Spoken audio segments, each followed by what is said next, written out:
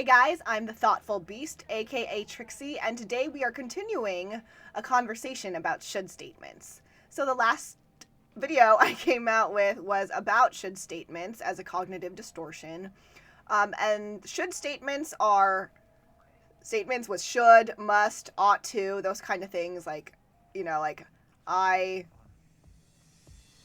if I'm a good girlfriend, then I should be at my boyfriend's beck and call. Like those kind of should statements are a cognitive distortion. So we're actually going to talk about the 3 biggest should statements that have definitely caused great unhappiness in my life and have wreaked a lot of havoc in my life. I just realized that this roof is different colors halfway, but that's okay, and you don't know what I'm talking about. Anyways, okay, we're moving on. So, the first one, I wrote them down in my notebook, is I should be able to do this myself.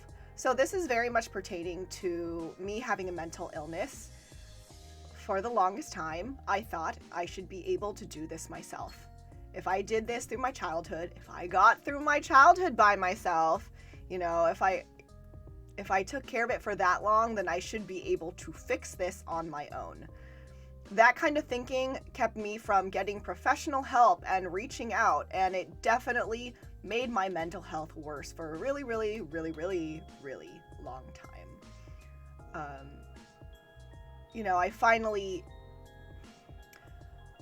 in college, I finally went to therapy, and it was definitely in desperation and at the urge of friends. I wasn't able to do it anymore, and I felt like shit. I felt useless. I felt worthless. I didn't understand why I wasn't strong enough. And the truth is that had nothing.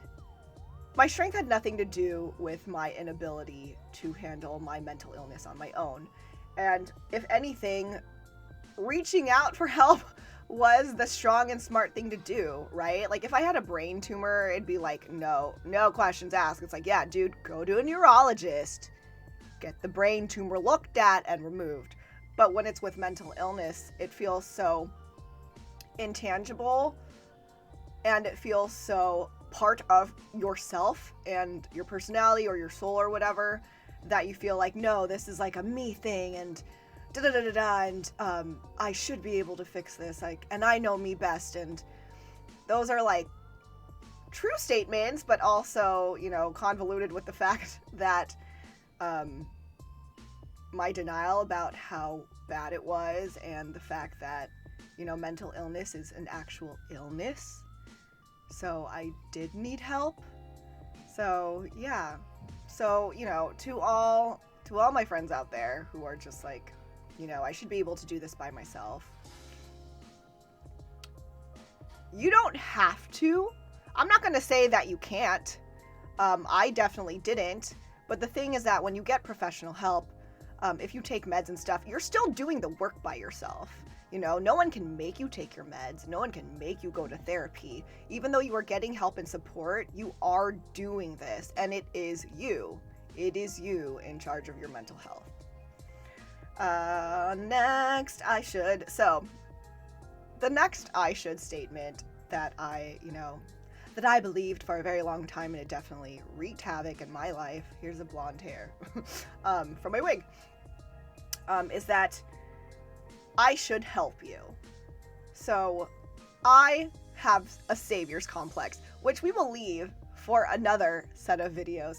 But I have a savior's complex, and I'm that person who like to burn themselves to keep other people warm. Sorry. That's what I meant to say. Because I thought that's what being a good person was.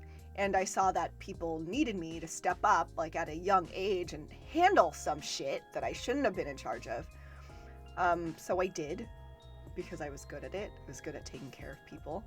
And I thought it was what I should do, because no one else was stepping up, and because I could. And it took me a very long time to learn that just because I can doesn't mean I should. Which is another should statement, but anyways, but like really though, like it was really hard for me to understand that just because I was good at something, it didn't mean that this was my responsibility. I took a lot of responsibility for things at a young age that I shouldn't have, or now I feel weird saying the word shouldn't, but that wasn't mine, basically. Like an adult needed to do it, basically. Like this wasn't actually necessary. It isn't actually necessary to make your life a living hell so that other people will be happy. Or not even happy, but just feel better or any of that. And that's really hard. That's really hard for me. Like, but honestly, when I still have a savior's complex, but when I started to learn, to stop doing that, to stop trying to save other people, because I'm like, I should and I can and I love people, like, and that's great, but I stopped doing that so much when I realized that, like, I was worth something by myself, that I am worth something even if I'm not helping other people. I think I definitely felt that I should help people because that's just where my worth was. Like, I'm only worth something if I'm helping others, and that's not true. I'm worth something because I'm a freaking human being and I'm alive. Yeah, and that's hard to accept. But it doesn't mean it's not true. So that's like another thing that definitely has ruined my life on many occasions, feeling that I should help people. So, watch that. And then lastly, the statement, I should be happy. So this is something I actually struggle with now because a lot of the logistics of my life, like, are great. My life's not perfect, but right now I'm in a really good position for some of the things in my life. For other things, not so great. But, I think a lot of people would look at me in my life not really knowing exactly what's happening and be like, dang, man, like, she got it good. And yeah, there are some great things in my life, and I am grateful, and I struggle sometimes when I'm feeling low. Like, this week was not a good week for me. I struggle with not feeling guilty or shame about not being happy. It's just like, I know I have problems and I know I have mental illness, but even then, like, I'm just like, well, but this is going really well for me, so I should be happy, right? Like, why aren't I happy? I must be ungrateful. And those thoughts are wrong.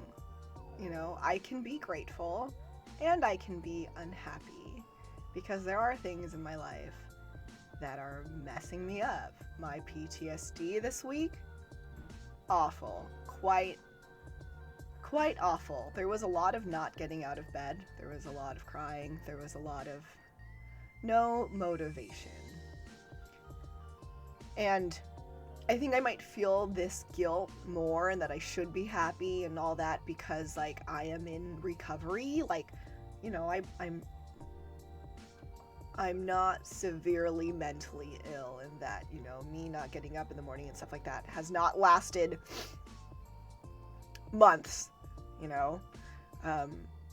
I'm still able to function. Like, even though I'm still not doing so great, I've made a plan for how this is going to go better for me next week, and I have help and stuff. So I'm not as bad as before, and I think that kind of adds to my guilt because it's like, oh girl, but if you're better, then you should be better. You should be happy then. Like, and then I go back to, like, I should be able to do this by myself. Those should statements start coming into my head.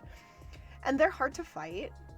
But the thing with should statements is that you have to realize that it is a cognitive distortion. It's a negative behavioral pattern, a negative thinking pattern. It's a both of those crap patterns. And when you have mental illness, those things can become more intense. They feel more intense, and we feel worse about ourselves much easier. And we just, again, my I wouldn't. Hello. We just have to keep reminding ourselves that we are human, that, again, should statements are a cognitive distortion, and that we have to we don't really have to, but forgiving yourself is helpful. Forgiving yourself is helpful. It's very hard. But if you're going to live in these should statements, like, it messes with your life. It brings you a lot of unhappiness. So maybe think about that this isn't what you want to do. Like, think about how you really want to live and be more mindful about using should statements in your life. Yeah, I think that's all I have to say today. Thanks for being with me. Thanks for listening. Until next time, make sure you create happiness in your life, whether that means you're going to write a bunch of should statements that you have and make a plan to stop using them, or just face the fact that you do use them and they might be hindering your life, or if that means that you're going to go make yourself a waffle, an Eggo waffle, because they're delicious. Okay, peace out. Bye.